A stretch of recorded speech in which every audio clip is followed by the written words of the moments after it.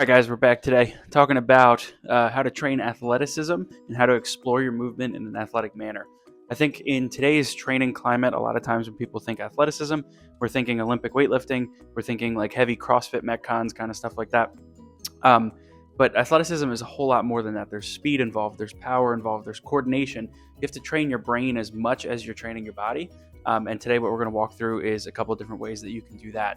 I talk about a lot on my Instagram page, box parkour. So today, we're going to kind of talk through some examples and show you some footage of that happening in real time, because I think it's a great way to challenge not only your athleticism. We're getting a lot of plyometric action when we do these. We're getting a lot of ground contacts. We're training rhythm, we're training timing, we're training coordination, but we're also training our brain on how to face new movement challenges, how to react in an environment that might be different rep to rep. So rather than doing 5 sets of 3 power cleans, we got 10 minutes on the clock today. We're just going to explore as many ways for me to clear these boxes as possible. My goal, my actual plan for today is to get to a movement challenge where I fail, because I think that's where the most learning takes place. That's where we're training our brain on how to do something. So you'll probably see me a couple times where I just like nope out of a rep, and that's okay. That's what we're trying to get to. Just like all of our athlete block stuff that we do, the goal of this is to get uncomfortable and get a bunch of new experiences. So check out some footage. I'll talk to you a little bit while I'm training, give you my thought process, but that's going to be the plan for today.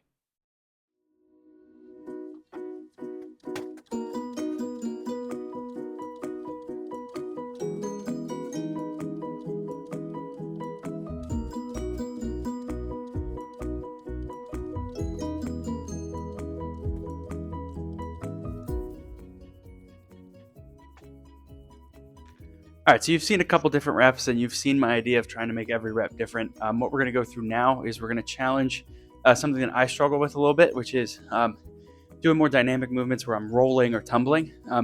So, like I said, goal is to get to a point where we're challenging like the upper threshold of that limit, so that just like progressive overload when you lift weights, we're progressively overloading the challenge.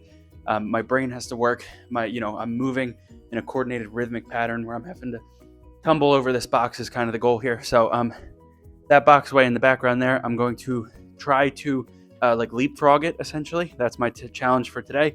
I'm going to stack height on it until I get to a point I can't do it anymore. And then I'm going to try to immediately use that speed and that momentum and that power that I've built up to do like a tumble roll somersault over this box. And again, that's going to be something that I'm going to start here. I'm going to try to build up as we go. So you'll see a couple different setups here, and the goal is to reach a point where I'm really challenging my capacity to move in this way. Every time I do this, I try to pick a little new fun challenge for myself. That really helps me get excited about my training. I was looking forward to coming into the gym today. This is only the first 10 minutes of my workout, but it really gets me going, gets me amped, gets me warmed up, gets me excited to train. And I really just like, it's fun. So that's a big part of training, is making sure your training's fun. So we're going to try this. This is our main movement challenge for today. Like I said, I'm just going to try to reach that threshold where, each rep is like a struggle to succeed. And that way, when I do succeed on it, like I've learned a little bit, my brain is comfortable with that movement pattern, and stuff like that. So enjoy.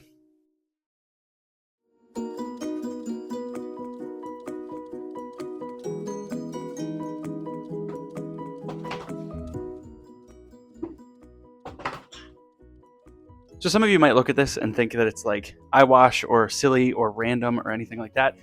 But one of my main goals with my training programs is to give you as much exposure to as many different things as possible. Because when you think about athletics, when you think about being athletic and being ready to take on any challenge you might want to face, we're often not, lifting with a barbell on our back, sprinting in a straight line, jumping, one time. There's ground contact, there's variability. That every rep we do on the field or in life is going to be different. So I just try to find things that A, I think are fun, first and foremost, and B, challenge things that I might not necessarily be good at, like this tumbling here, and then just try to train that in a way that's going to give me exposure to a whole bunch of different stuff. So when I do this again next week, I typically do this box parkour stuff once a week. When I do this next week, it's not going to look like this at all. It's going to be something new. It's going to be something challenging. It's going to be something stimulating that I can hopefully progress, over the course of the 10 minutes that I'm doing it. And then Next week after that will be something different and something different and something different. So if you think this is like something you'd never do in real life, we're just giving ourselves access to a large variety of movements so that if you do have to do something or something similar, you've seen it before, you've done it before, your brain knows you can handle it. The first time I tried to tumble over a box, I had to do it really slow. I had to basically bend myself over the box, put my hands on the floor, roll over it, and over time, I'm just progressing that every time I do this to a little bit higher box, a little bit more of a challenge, and adding some speed as we do it. Because athleticism, like I said before, way more than just how high you can jump, how much you can sprint, or how fast you can sprint, how much you can lift, stuff like that. We want to be variable. We want to learn. We want to challenge our brain as well as our muscular system or our skeletal system, stuff like that. So to me, this stuff is every bit as important, if not more, than doing our conditioning, doing our lifting, stuff like that. Right? It's going to keep us athletic.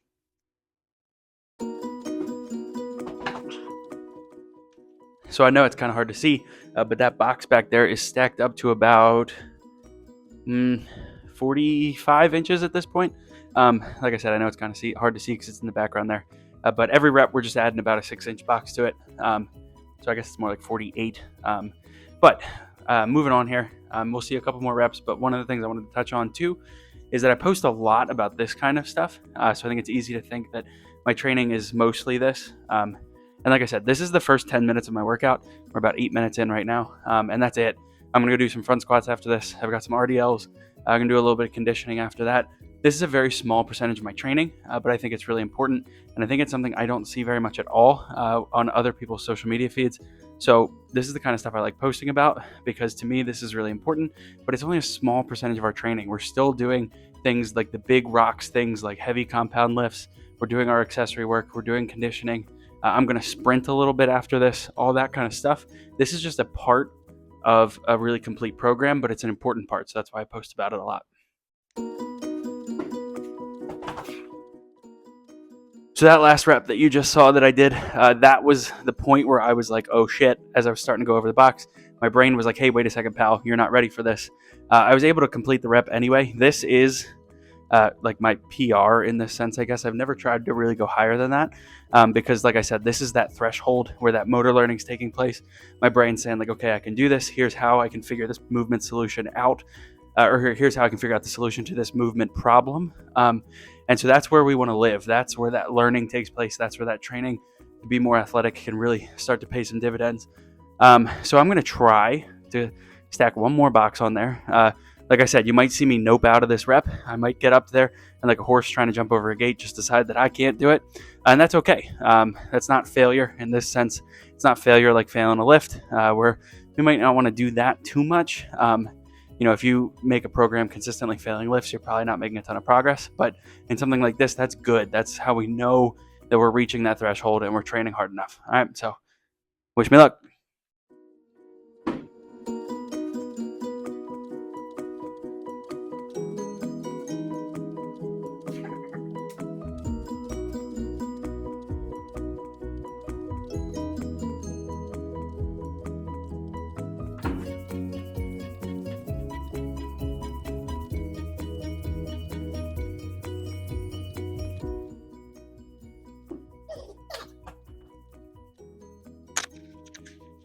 All right, there's no hard and fast rule for this, but I've hit 3 reps where I have chickened out, so I'm just going to wrap it up there. That's going to be it for today. Maybe I'll try to get one more rep with the lower box, but that's it. That's how it goes sometimes.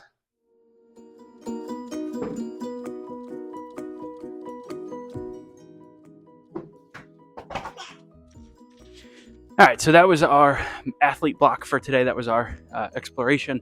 Like I said, a little more plyometric focused today. We're trying to get a lot of ground contacts. I was trying to get some high effort jumps in, which I did. And then I was just trying to get a little more gymnastic kind of movement exploration in. I had a lot of speed going into that second roll. Like I said, for me, that's something I'm not great at.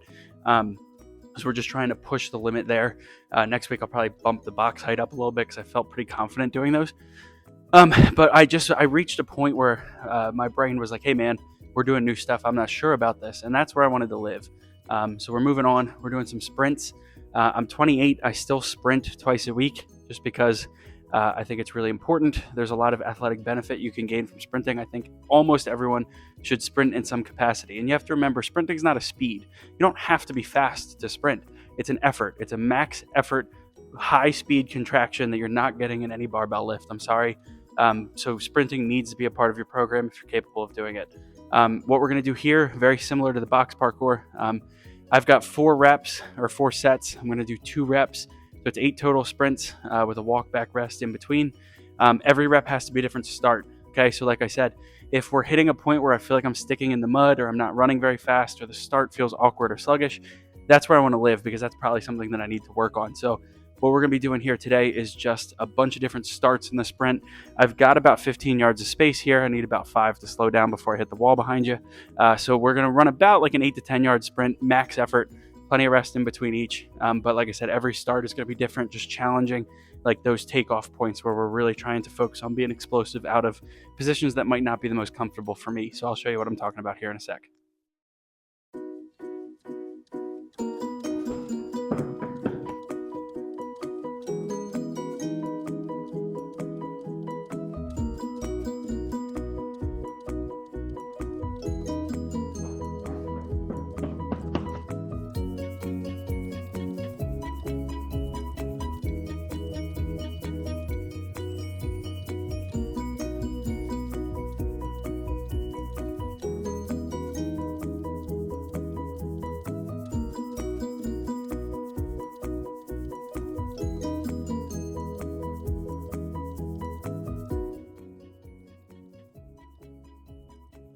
So what you just saw there were some hip cars, kind of a low-level hip mobility drill. I've started incorporating those into my active rests. So like in between sets of sprinting while I'm recovering, I'm going to work on some low-level mobility stuff. My hips feel good right now. I just got done my set.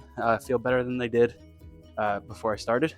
So I'm going to keep incorporating that. I know I have bad hip mobility. I'm trying to work on it. So that's one of the things that I'm just incorporating into my rest periods, because it's not going to take away from the sprinting, but it's something I can do rather than just like sitting on my phone.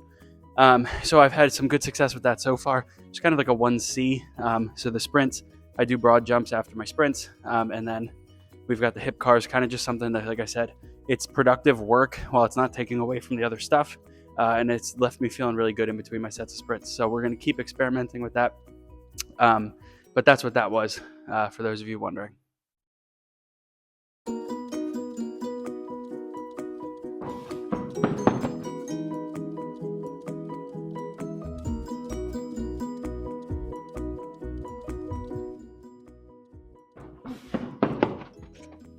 All right, so just some thoughts while I'm warming up front squats here.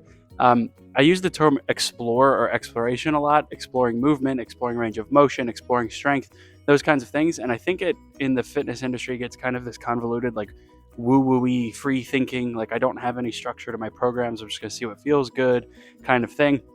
And that's not the case at all. Exploring is simply just like pushing the end ranges. So like those hip cars you just saw, I'm just exploring, how far my hip can move. It's a ball and socket joint. It's designed to move. It's designed to rotate.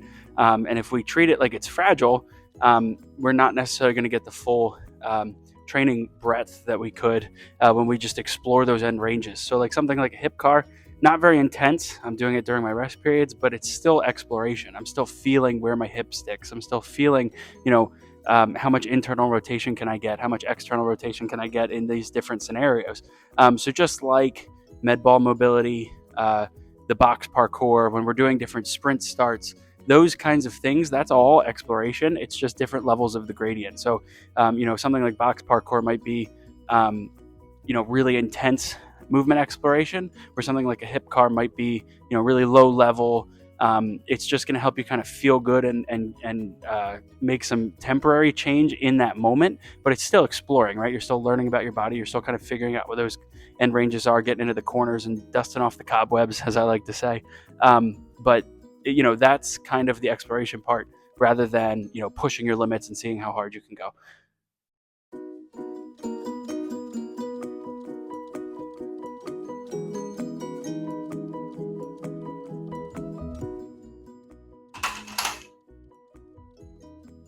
When I think about this whole human movement experience, when we talk about training, when we talk about goals, you want to build muscle, you want to lose fat, you want to move better, you want to look better, you want to get stronger, you want to run faster, whatever it is. It's so multifaceted and multidisciplinary that I think it's easy for people to dismiss things that don't necessarily have structure as unoptimal or not the right way to do it. And so things like box parkour or the hip cars, we're exploring things. We're exploring how well our brain can adapt to provide movement solutions for movement problems. We're seeing where our hip range of motion is. Just because it lacks structure doesn't necessarily mean that it's not optimal. I think it's easy to sell optimal. You do XYZ, ABC, you follow my directions, you'll lose 10 pounds because it's a tangible goal. The trainer at the end can say, hey, see, I was worth my money. With the exploration stuff, it's not quite as concrete. If you do box parkour for 8 weeks and you get better at it, there's no real metric saying that, I did my job as a coach and got you better at it. But there's still structure there. You know what I mean? There's still a reason why we do it on the day that we do it, before the sprints that we do. There's a reason that it's programmed the way it is. Just because it's open-ended doesn't necessarily mean that there's no purpose to it. And I think that's where people get confused. Everything I program still has a purpose. There's a reasoning behind it. But sometimes that reason is that I don't know the answer as a trainer. Even for my own training, I've been training for 15 years in different capacity, and sometimes I don't even know, and so I'm going to say, hey, I'm going to see what happens when I do this, and then I learn from it and I move on. It's easy to be like, hey, well, that's a silly way to do it because it's not guaranteed results, but there's so much. There's psychology, there's biology, there's hormones, there's so many things that go into pursuing your goals and pursuing training as a discipline that it's easy to dismiss things that don't have defined outcomes necessarily as structureless, and that's just so not the case.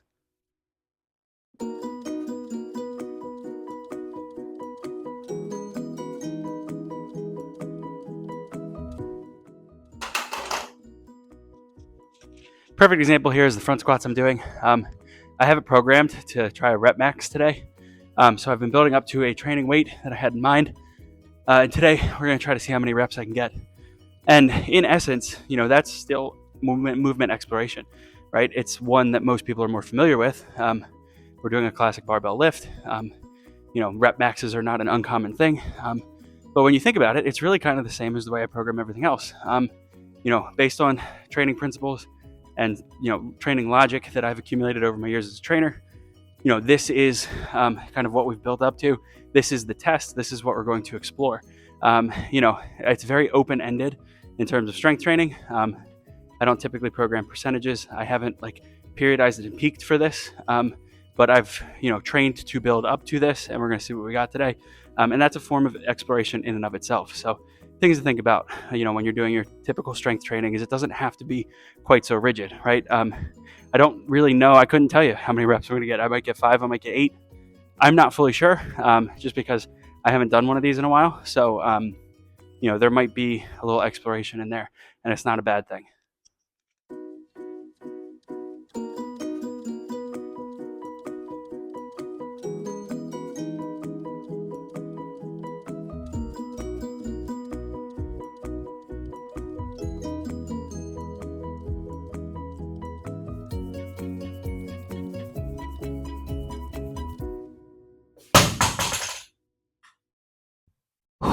All right, I'm going to be honest with you, not as great as I wanted it to do. I felt really good. I got 4 or 5 reps in, felt like I had 8 or 9 or 10 in the tank. Just tipped forward a little bit too far. Couldn't kind of recover from it. So disappointed, but whatever. I mean, it is what it is. I'm not going to beat myself up too much over that. Another 4 or 5 weeks, I'll probably retest that. Hopefully, tick that up a couple reps. But,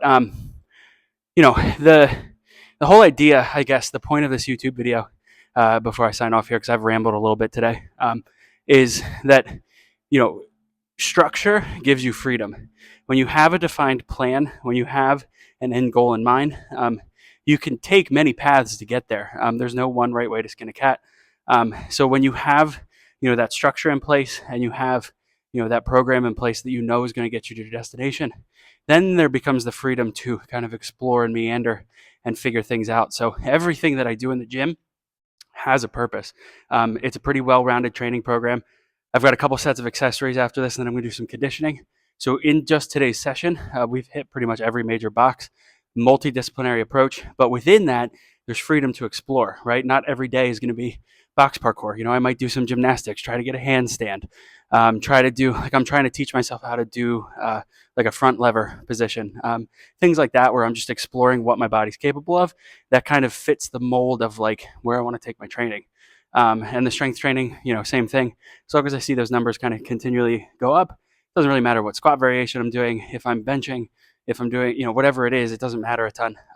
But that structure has to be in place. Structure gives you the freedom to explore, and then the exploration is where the learning takes place. So that's gonna be it for today. Like I said, I rambled a little bit on some of the topics, but if you're trying to be athletic, the takeaway from this video would be try a whole bunch of shit, try a bunch of stuff out, see what you like, see what you don't like, explore everything, and that's going to give you a lot of mileage in your training. All right, peace out. Talk to you guys soon.